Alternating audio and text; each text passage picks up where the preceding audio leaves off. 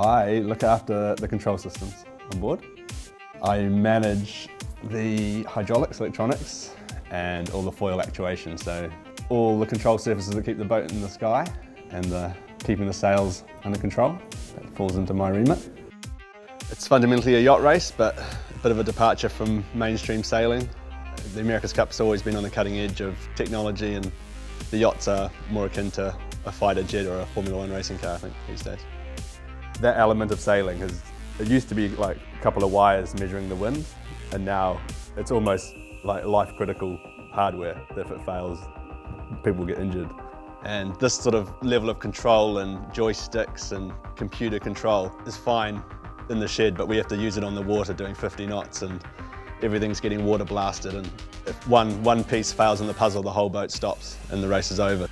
One of the interesting aspects of the America's Cup is the rules change. The goalpost sort of changes every 4 years or every cycle, so it's a real development race. It's quite rewarding from an engineering point of view to be involved in the system.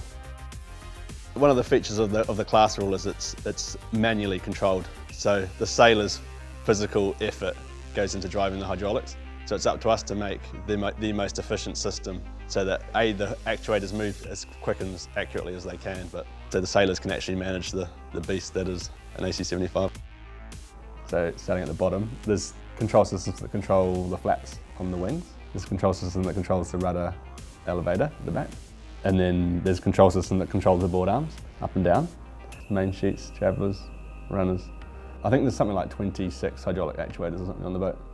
There's a huge balance between what the sailor's controlling and what the computers are controlling, and getting that mix all correct. There's a huge following in the UK for the Cup. Like you see it at that Portsmouth event. That was on par with anything you'd see out of New Zealand. I live here, this is my home, and keen to win it.